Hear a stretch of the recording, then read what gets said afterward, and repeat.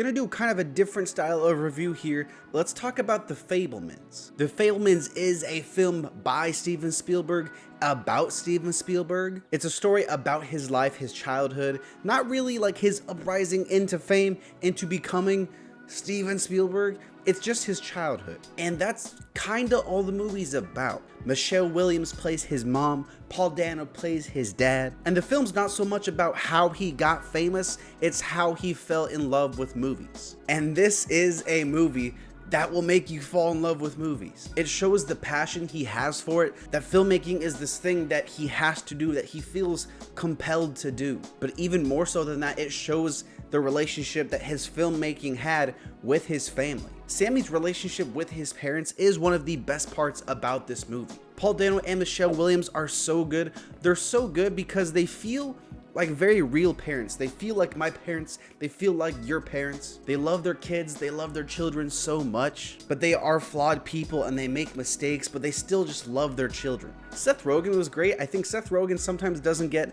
enough credit for being able to be a very solid dramatic actor. Sometimes people just think he's like comedy guy with the funny laugh, but he was pretty good here.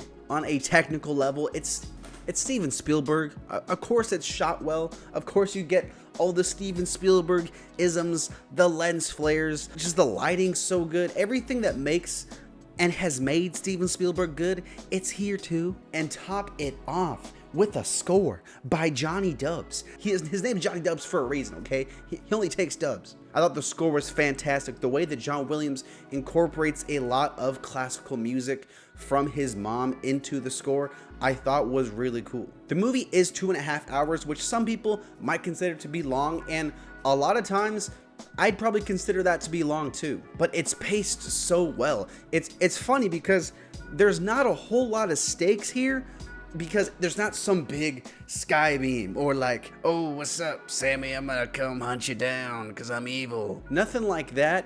It's just him growing up. Even without there being these crazy stakes, I always had a good time and I never got bored. It was paced really well, it moved quickly, and just because the performances and these characters are so good, the scenes are so good, and it kind of makes the movie fly by a lot faster than it might run. I can only imagine like what this was like for Spielberg to direct and write this movie about his own childhood.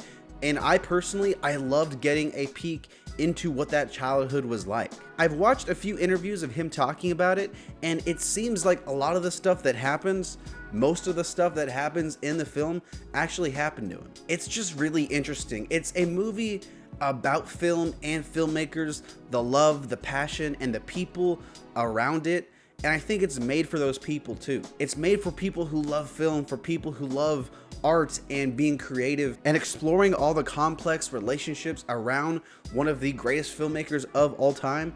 It's incredibly entertaining. I'm so glad I saw this movie. I thought it was fantastic, but I understand that it's not necessarily for everybody. Like, we all know that guy that just watches the big explosion movies and he's got to have some action scenes, stuff like that. Some people, this might be too slow. It is very character driven. It is very emotionally driven. And if you want big action sequences or something like that, this might not be for you. But if you like movies, if you like Spielberg, if you like just good performances, good characters in good scenes, I think you kind of gotta check it out. And yeah, that's my thoughts on The Fabelmans. Go watch it.